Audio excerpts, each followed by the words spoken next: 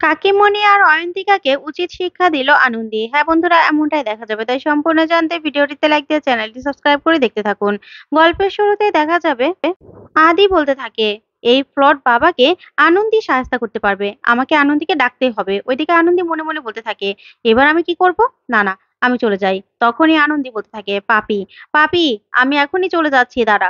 এই বলে আনন্দী চলে যেতে লাগলেই বিজয়া, ঠাম্মি, সুমনা, তনুশ্রী সহ সবাই মিলে আনন্দীকে ধরে ফেলে আর বলতে থাকে, না বাবা, আপনি যাবেন না, আপনার হাতে পায়ে ধরছি, আপনি যাবেন না।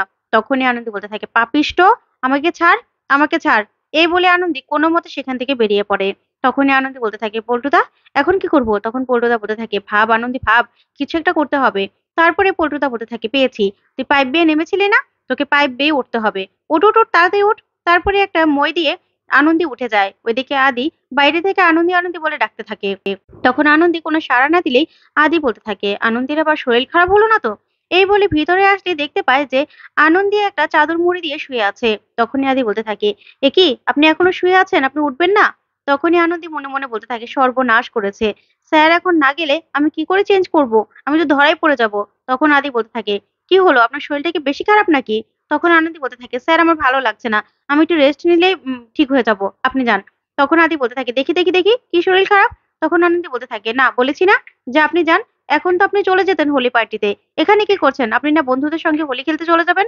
তখন আদি বলতে থাকে, হ্যাঁ, চলেই তো যেতাম, আর সেটাই তো আটকে দিল। তখন আনন্দী বলতে থাকে, আটকে দিল সেই জন্য তো এসেছেন, না হয়তো আমার শরীর খারাপ বলে আপনি তো আর বাড়িতে বসে থাকতেন না। আর ওই বাবা, কোন জায়গার কি বাবা ফল্ট নাকি সেটা দেখানোর জন্য আমাকে নিতে এসেছেন, তাই তো? আপনার মনে এত অবিশ্বাস কেন স্যার? তখনই আদি পুরো চমকেদার বলতে থাকে, থাক হয়েছে, আপনারা উঠতে হবে না। আচ্ছা, এই বলেই মা ঠাম্মি বলতে বলতে বেরিয়ে যায়। তখনই বিজয়া আর ঠাম্মিকে বলতে থাকে, মা ঠাম্মি দেখো তো আনন্দের কি হলো। তারপরে সবাই মিলে আনন্দের ঘরে আসে। তখনই আনন্দী মনে মনে বলতে থাকে, এই তো, এখন তো সবাই চলে আসলো। তারপরে সবাই এসে যখনই চাদরটা সরায়, তখনই সেই বাবাকে দেখে চমকে যায় সবাই আর বলতে থাকে, কি বাবা, আপনি এখানে কি করছেন? তখন আনন্দী বসে থাকে আর কোনো কথাই বলে না। তারপরে ঠাম্মি বলতে থাকে, দেখেছিস বাবা কত জাগ্রত, এখানে চলে এসেছে। আমাদের আনন্দীকে ভ্যানিশ করে সে এখানে এসে বসে আছে। হয়তোবা ওনার পায়ে খুব যন্ত্রণা করছে, তাই রেস্ট নিচ্ছে। তারপরে দেখা যাবে সুমনা বলতে থাকে, হ্যাঁ, হিমালয় থেকে হেঁটে হেঁটে এসেছে তো, তাই হয়তোবা এখানে চলে এসেছে। আমাদের আনন্দী কোথায় বাবা? আমাদের আনন্দী না খুব ভালো, ওকে ফেরত দিয়ে দিন। ওর জন্যই না আমরা মেয়েরা সবাই ভালো আছি, একটু হাসি খুশিতে আছি। ঠিক তখনই দেখা যাবে আনন্দী নিজের মোষ গোপ খুলে বলতে থাকে, আরে আমি আনন্দী। ওইদিকে আদি ওষুধ নিয়ে এসে মনে মনে বলতে থাকে, কি ব্যাপার, মেয়ের আবার কি এত কথা বলছে? তারপরে আনন্দী বলতে থাকে, তনুশ্রী দি, দাঁতের দরজাটা লাগাও। তখনই তনুশ্রী দরজাটা লাগিয়ে দেয়। তারপরে আদি বলতে থাকে, এ কি তনুশ্রী, আমি তো ওষুধ নিয়ে এসেছিলাম। তখন তনুশ্রী বলতে থাকে, দাদা ভাই ওষুধ দিয়ে দিয়েছি, ওষুধ আর লাগবে না, এটা মেয়েদের ব্যাপার, তুমি এখান থেকে যাও। তারপরে দেখা যাবে ঠাম্মি আনন্দীকে বলতে থাকে, দিদি ভাই, তুই এই ছেলেদের বাইরে যাওয়া আটকে দিলি, খুব ভালো করেছিস দিদি ভাই, খুব ভালো করেছিস। তখনই আনন্দী বলতে থাকে, হ্যাঁ, আটকে তো দিয়েছি। তখন সুমনা আর তনুশ্রী বলতে থাকে, আনন্দী, তুমি সবাইকে আটকে তো দিলে, কিন্তু ওরা কি আমাদের সঙ্গে রং খেলতে রাজি হবে? তখন আনন্দী বলতে থাকে, দেখোই না কি করি, একবার যখন বাড়িতে আটকে দিয়েছি না, ওদের তো রং খেলতেই হবে, নিজের ইচ্ছে থেকে রং খেলবে, বুঝতে পেরেছো? তারপরে সবাই মিলে কথাই বলতে থাকে। তারপরে দেখা যাবে অপূর্ব এই বাড়িতে চলে আসে আর এসেই দেখতে পায় যে সবাই বাড়িতে। তখন অপূর্ব বলতে থাকে, কি, আপনারা রং খেলবেন না? আমি তো রং খেলার জন্য এখানে চলে এসেছি, আর তনুশ্রী দেবীকে রং দেবো বলে। তখনই সেখানে অনিন্দ বলতে থাকে, না না, আপনাকে এখানে রং দিতে হবে না, বুঝতে পেরেছেন? এই বাড়ির, এই বাড়িতে এরকম কোনো নিয়ম নেই। তখনই তনুশ্রী সেখানে চলে আসে আর এসে বলতে থাকে, অপূর্ব বাবু, এই লাহিড়ী বাড়ির মেয়ে বউদের রং খেলা বারণ। তখন এই কথাতে অপূর্ব বলতে থাকে, কি বলছেন আপনি? তখনই তনুশ্রী বলতে থাকে, হ্যাঁ, ওই রং দেওয়া মানে ওই শ্রীকৃষ্ণের পায়ে একটু রং দেওয়া আর মালা গেঁথে পরানো, এতটুকুই। তখন অপূর্ব বলতে থাকে, এতটুকু তো নিয়ম, কিন্তু বাকি দোল খেলা, সেটা?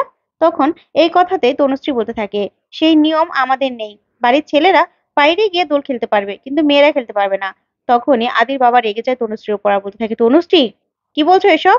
তখন তনুশ্রী বলতে থাকে, কেন কাকুমণি, আমি কি ভুল কিছু বললাম, তুমি বলো তো?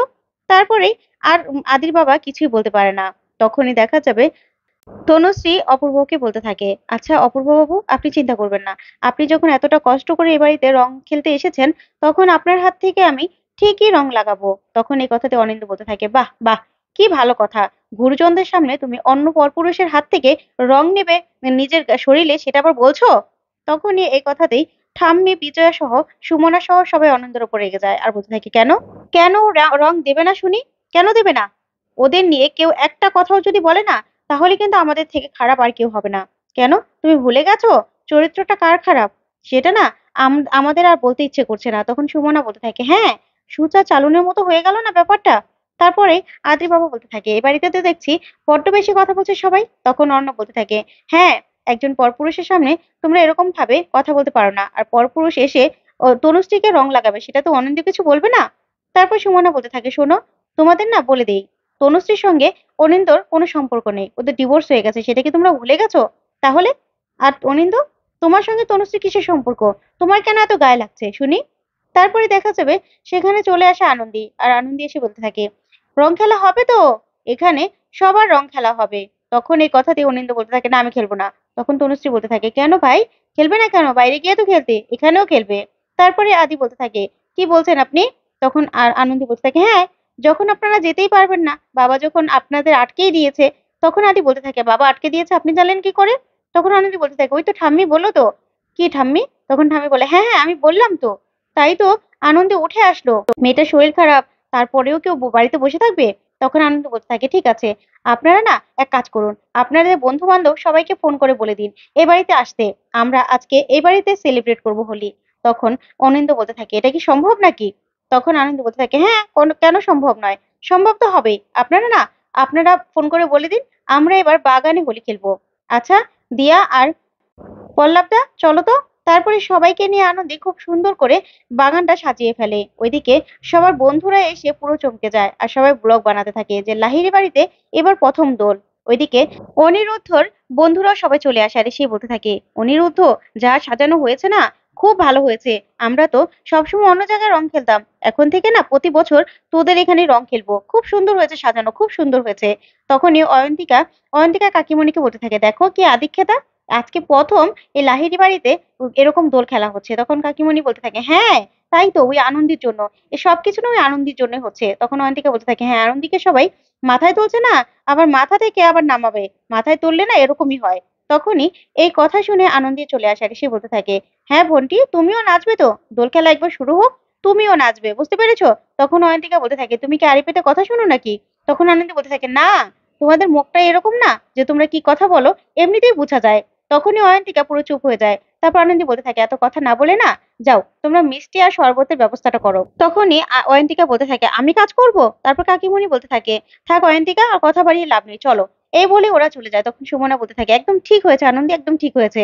তারপরে আদি চলে আসে আর এসে বলতে থাকে, কি আপনার ঠিক আছে তো গলা? শুনুন, এই অবস্থায় না দোল খেলতে হবে না, তাহলে গলার অবস্থা খারাপ হয়ে যাবে। তখন আনন্দী বলতে থাকে, শুনুন স্যার, আমার গলা না ঠিক হয়ে গেছে। তারপরে আনন্দী গান গাইতে থাকে। সবাই ভক্তি ভরে সেই গান দেখতে থাকে। তারপরে দেখা যাবে অপূর্ব তনুশ্রীকে রং লাগাবে। রং লাগাতে গেলেই তখনই অনিন্দ এসে অপূর্বর হাতটা ধরে ফেলে আর বলতে থাকে, না, একদম না, রং দেওয়া যাবে না। তখন সেখানে আনন্দ চলে আসে আর আনন্দ এসে অনিন্দর হাতটা ছাড়িয়ে নেয় আর বলতে থাকে, আপনার এত বড় সাহস, আপনি কে না করার? কে আপনি? এত বাড়াবাড়ি একদম করবেন না। তখন অনিন্দ বলে, আনন্দী, তুমি কিন্তু বাড়াবাড়ি করছো। তখন আনন্দ বলতে থাকে, শুনুন, এই বাড়াবাড়িটা না আমি করবোই। আর আপনার সঙ্গে না তনুশ্রীদের কোনো সম্পর্ক নেই, তাই বাড়াবাড়িটা আপনি করবেন না। তখন এই বলে অনিন্দকে সেখান থেকে সরিয়ে দেয়। তারপরে দেখা যাবে সবাই সুন্দরভাবে দোল খেলতে থাকে। তখন আনন্দে খুব খুশি হয়ে যায়। তো বন্ধুরা, আজকের আপডেটটি কেমন লাগলো কমেন্ট করে জানাও। ধন্যবাদ।